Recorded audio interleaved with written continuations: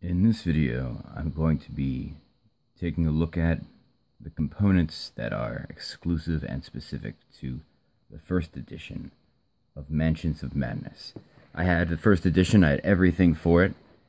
The expansions, the print-on-demand, miniature expansions, and obviously the base game, and I loved it. And I still love it. The second edition has come out, and it lets you incorporate the miniatures, both investigators and monsters, the tiles, room tiles, space tiles, etc., and a third item as well. The monsters, investigators, and the tiles is chiefest among them, and that's really wonderful.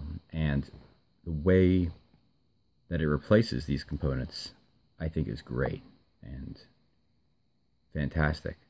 But the kinesthetic experience of the first edition components, the art on them, is something that I think deserves some appreciation, at least kind of one last time.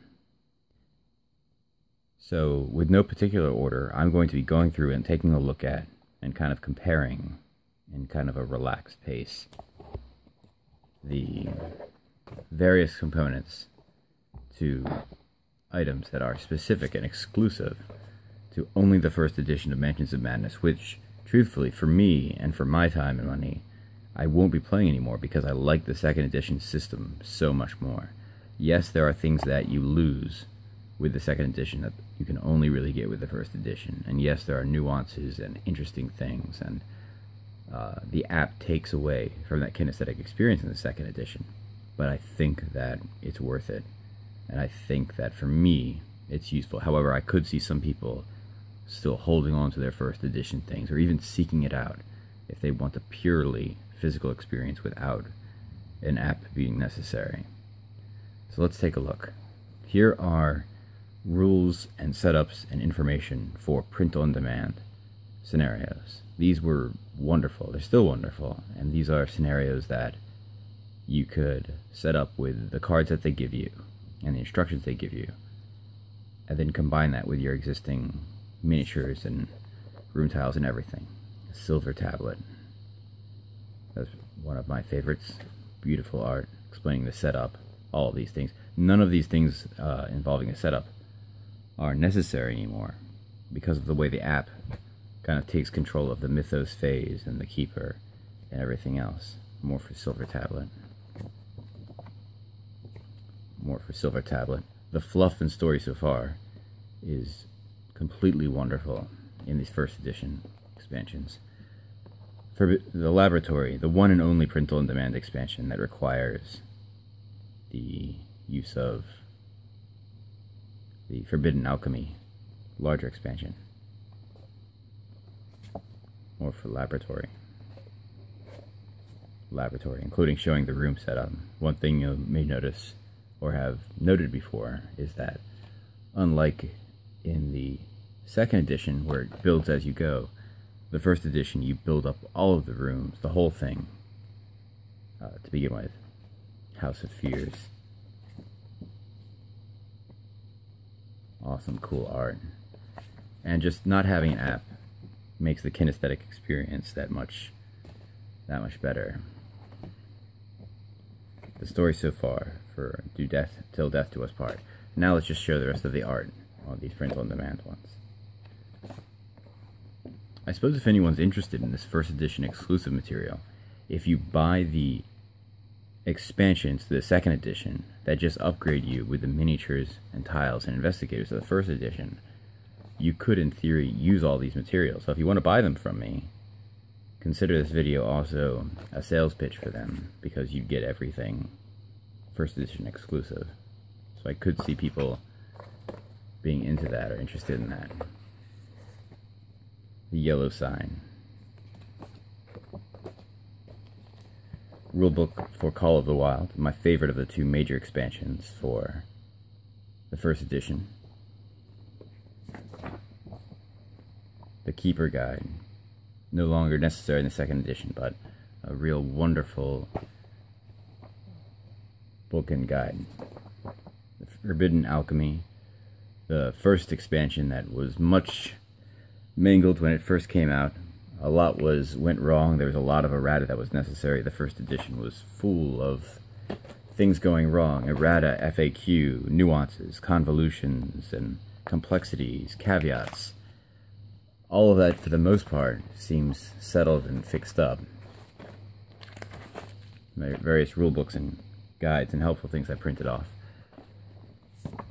been fixed up with the second edition. Even the rules of play is significantly heavier, in my estimation, than the how-to play guide and the rules reference combined for second edition Call of the Wild.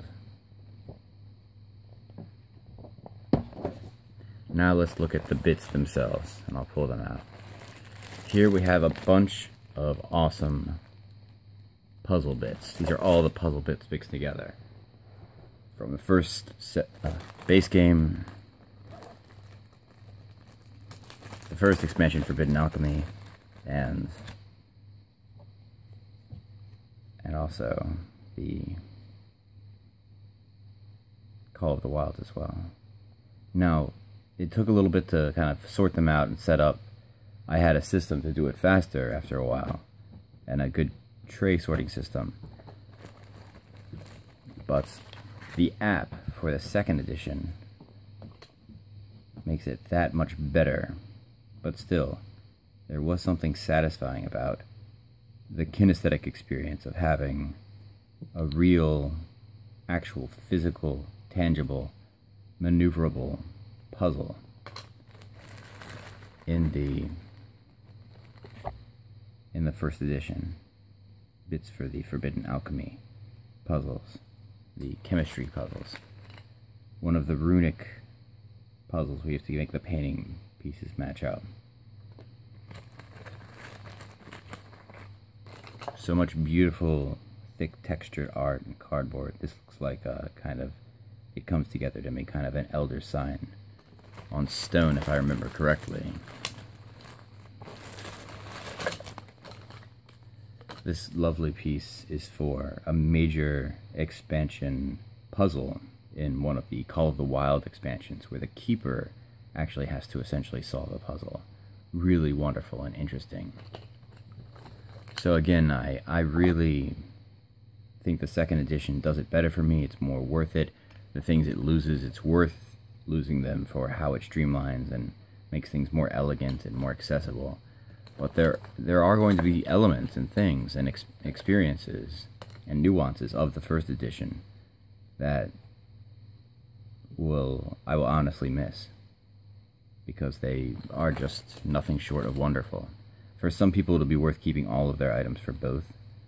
For me, I think I'll pass along these items. So many wonderful puzzle bits for different types of puzzles. Unsorted now, of course, all mixed together. 10-sided dice. There's obviously some of my own in here. The new system has a very elegant and interesting dice system for rolling tests and skills that I think is actually quite good. And I really like it. But I do miss the fact that this was the only game I had that used, in a very legitimate and interesting way, 10-sided dice, which I always felt were underused. So now, with the second edition, 10-sided dice are no longer needed, at least at this point. But they will be missed, even though I like the new dice system and the new way clues work in the second edition. Here are many miscellaneous tokens and bits. So let's take a look at a couple of them.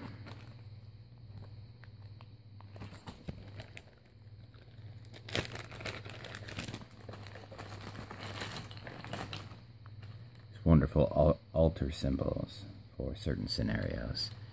NPCs, which are huge throughout all of the second edition, but really only became a major thing in the first edition with the Call of the Wild expansion. But I loved it, and I'm glad they incorporated that a lot.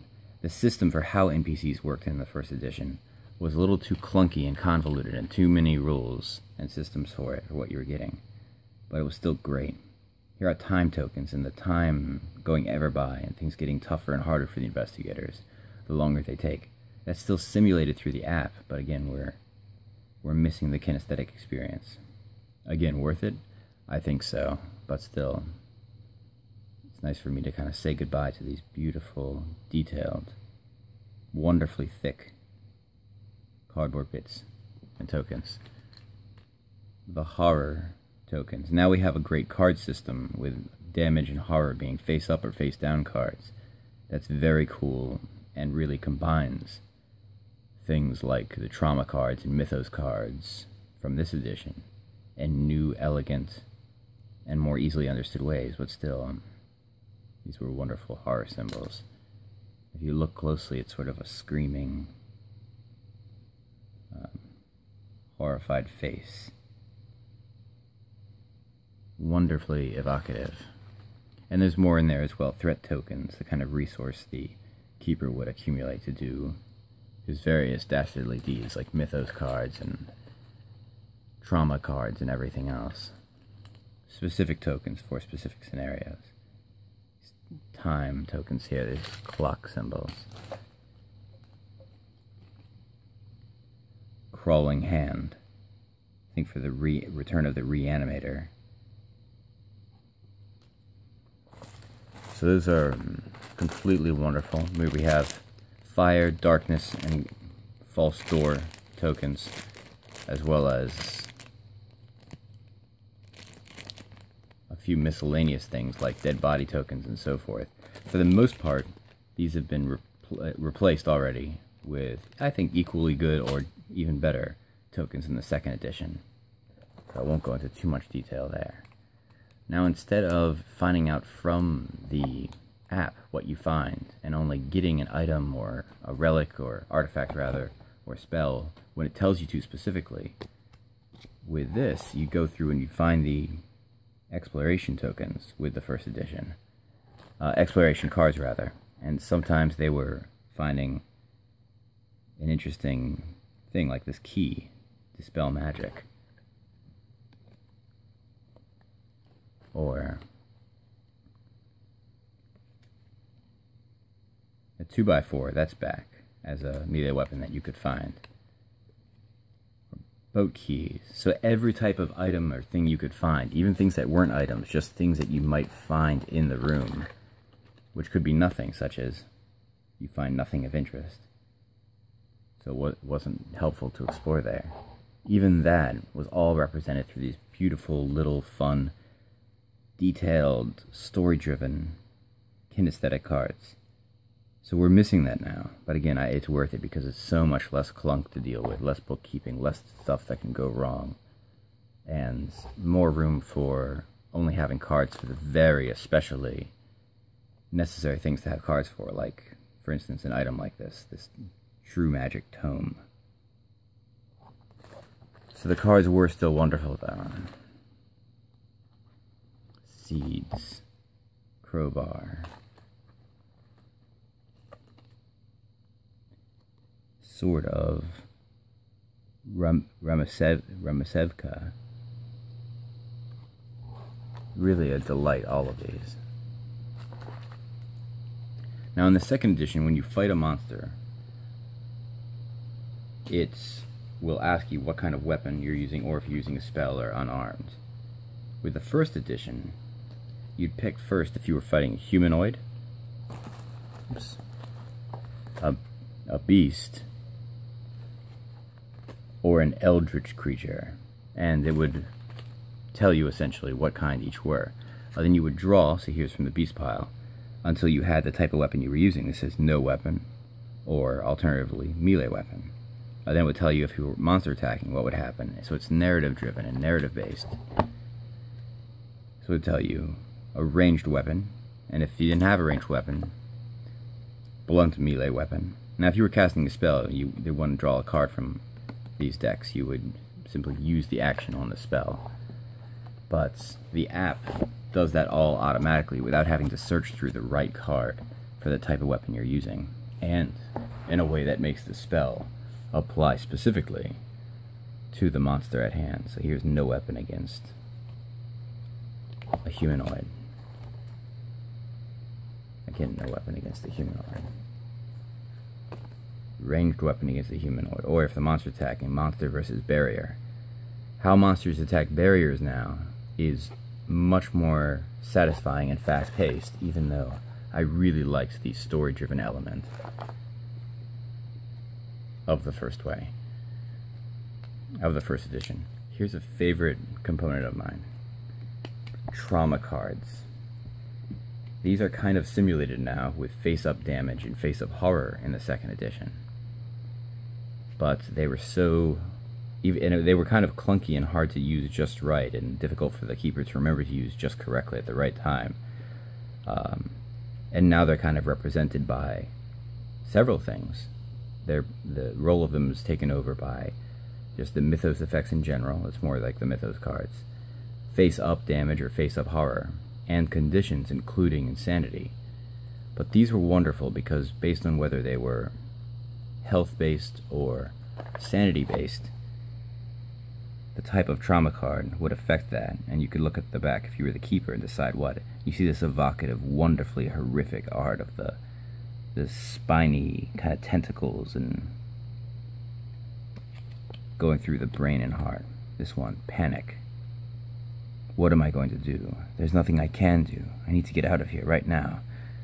Takes a deep breath, then screams, I need to get out. The keeper may immediately move you up to 3 spaces, then discard this card. So just feeling that demented keeper playing against you, using these trauma cards on you, which he or she could play when you took some kind of mythos, some kind of damage or horror.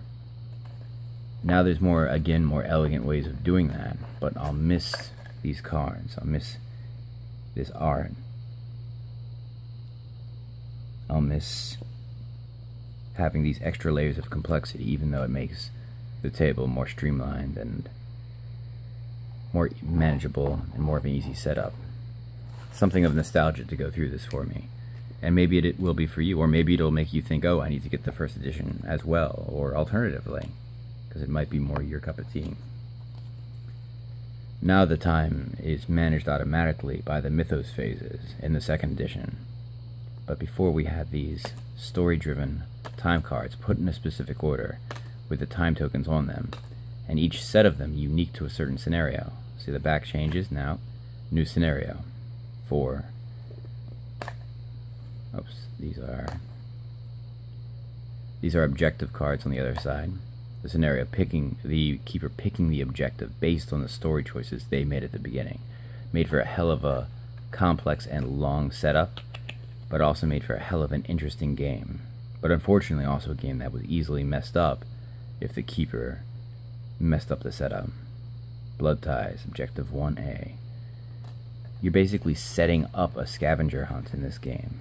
A dark, twisted one based on stories and based on the narrative.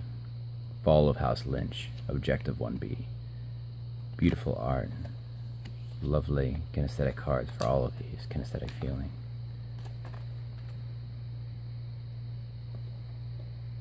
Green-Eyed Boy. One of the original scenarios in the base game that until they gave it a lot of errata and FAQs, and even after that to some extent, was a weak, problematic scenario in a lot of ways. In many ways, the expansion scenarios for the first edition is really where it got good. Here's the monster tiles I took out. They're a little damaged because I replaced them with the monster tiles for the second edition. And in a way, these are actually more complex and there's more to them to some extent. But the changes they made, they all made sense. I can't think of a single change they made from first edition to second edition, whether it added to the complexity, or in most cases, streamlined it and took away from the complexity, that I don't either at least understand why, or completely enjoy and admire and think that should have happened. Part of me thinks that Nikki Valens, who did the second edition, is the perfect person to kind of take Corey Konechka's mad genius and distill it down to something more accessible. Here are NPC cards that kind of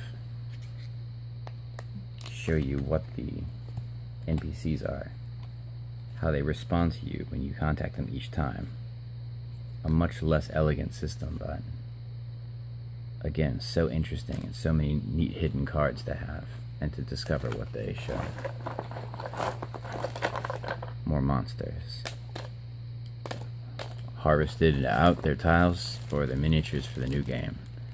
Story choice markers. No longer needed. One more token that's not type of token that's not essential, but they're beautiful to look at and interesting to have hidden face down, the investigators not knowing what they find. There's secret passages in the new game. I think there's altars. There's certainly barricades. The one thing that I think, one type of token that's distinctly missing is hiding spaces. But in the first edition, it didn't help that often to get into a hiding space anyway. Maybe they'll find a way for an expansion to bring them back so that it'll make sense and be useful.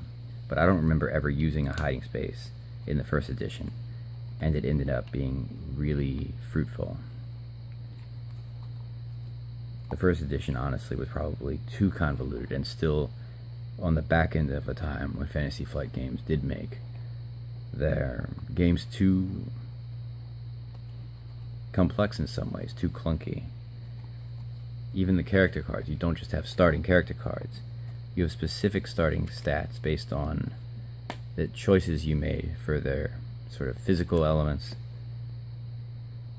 and then their mental elements, and then based on the combination you pick of either of those two for your character, it determines the starting items for your character, as well as your special ability or special power. And that made the setup for the investigator more interesting and dynamic, which we're now missing out on. But now it's so much more simple to start. You just get your investigator, get the items, and get going. You don't have to explain, oh no, you get one here for that shows your intellect, willpower, lore, and luck, and the other that shows strength, marksmanship, and I think dexterity. Also, the statistics now in the second edition are different. There's a lot of overlap, but some are different. There's no intellect now, but there's still lore, and they're more like Eldritch Horror. And the tests are more like Eldritch Horror now as well, which makes sense. Eldritch Horror has a good system for tests. One notable difference between the second edition's character stats and Mansions of Madness is Mansions of Madness second edition also has agility, whereas Eldritch Horror does not. Marksmanship is no longer one of the innate skills, and I've noticed in the scenarios I've played so far, there have been overall less guns, but that could be coincidence.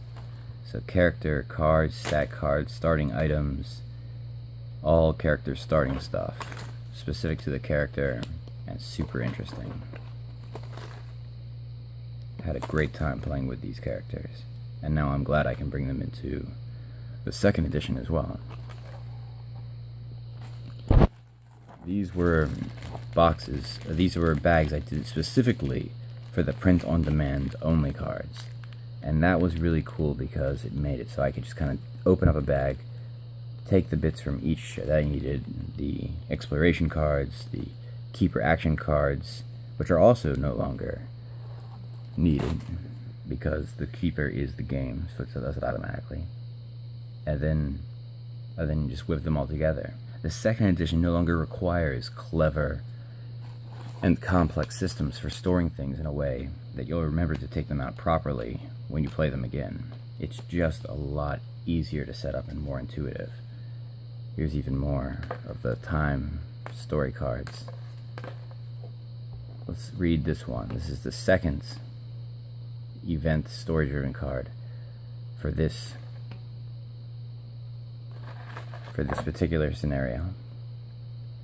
Blind panic, a matter of trust. Horrible sounds echo in the darkness, feeding your imagination. Each player who has 2 or fewer sanity remaining must drop all of his weapon cards. Each player then discards the nearest threat token on the map and places 1 child of the goat or 1 witch in its space. Each player then resolves the reflex effects of his mania cards. Then activate every monster. When this card is on the top of the discard pile, it is night. So you can just get the impression from that, even if you haven't played it, this particular scenario and the first edition in general, a lot going on, a lot of complexity. Let's look at the core scenario card, the core investigator cards. The second edition only has investigator cards and doesn't have the additional stat cards and starting item cards, which I think is better now. But it was kind of cool just to have these investigator cards just show you what are their skill points, which are now replaced by clues and is a better system than the skill point system.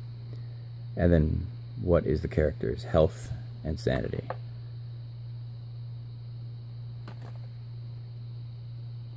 Upside down. So let's look at Harvey Walters here.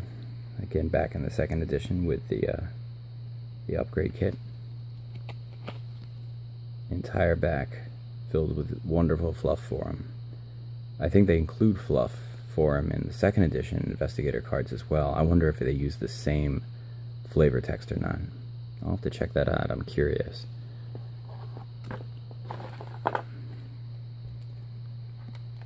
These are character cards for the NPCs of Call of the Wild. I kind of forgot about these.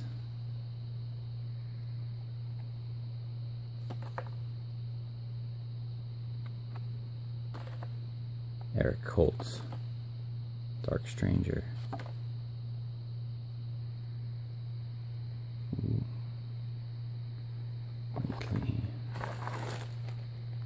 Clue tokens.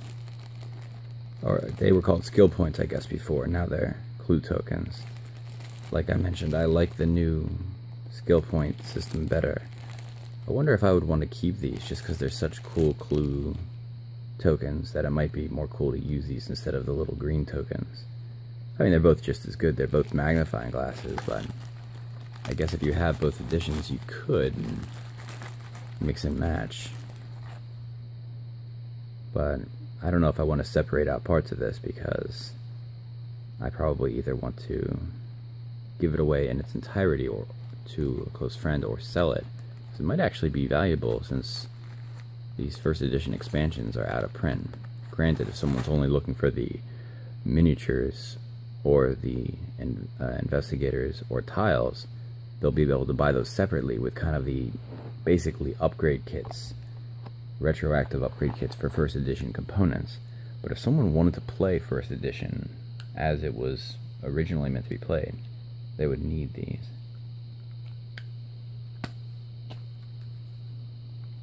What is this? I kind of forget what this is. Oh, these are Keeper action cards. Again, no longer even a thing. The Mythos card does it automatically, so much simpler. But these were just wonderful. They had specific things on them, the threat cost at the top, the name, flavor text. We are but vessels of her will. The rules underneath, including limit once per turn for this one. Just a wonderful, wonderful experience. Wonderful to handle so many decks of cards, so beautiful to the touch, and with such exquisite art. It's a lot to retire from the first edition, and quite bittersweet for me. Lurking evil. They will come. It's inevitable. Action, move a monster up to 2 spaces. Then you do some additional stuff. Wonderful. Every piece of this game is full of flavor and theme that makes sense and is intricate. The second edition still does that and loses a little bit of flavor and theme with the loss of some of these items, but it loses such a tiny amount compared to how much it streamlines that for me it's worth it. But if someone still wanted the one versus all experience, I could see them keeping their first edition exclusive components forever. Evil presence. You cannot help but feel that something ancient and evil slumbers here. Oh, yes, indeed.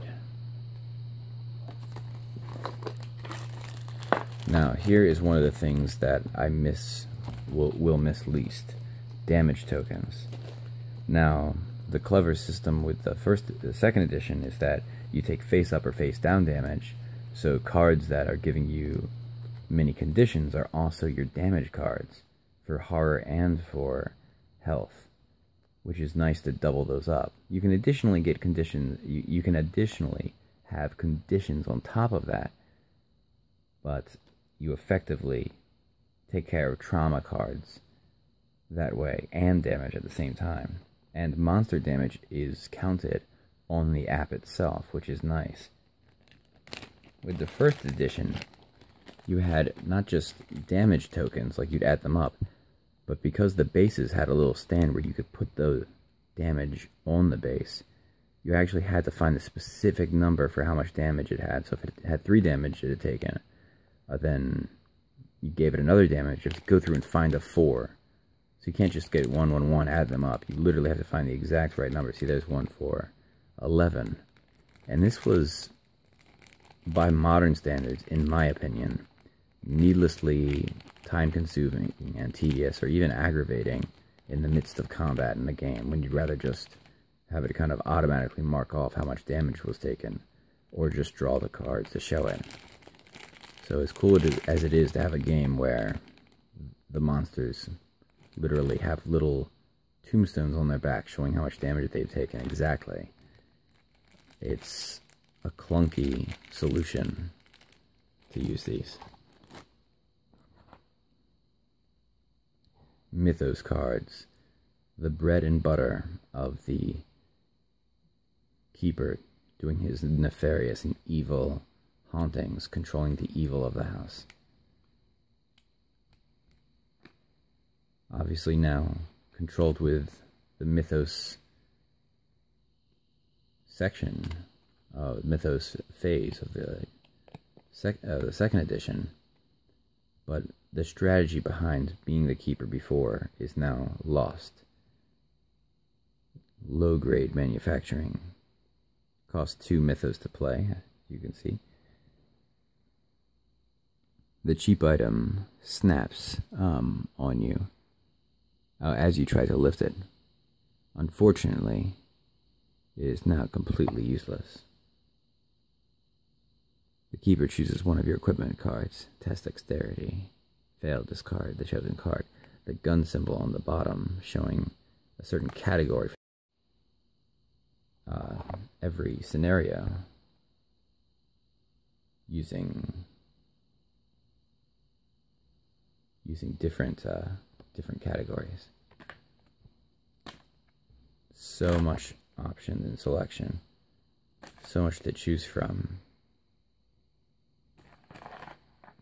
Then the requirement of how much sanity or health they had to have in order to use it. Many things you couldn't use on them until they became insane, so you'd really try to whittle down their sanity. The new insanity system, where you get the condition insane, is much better, but it was still very, very cool.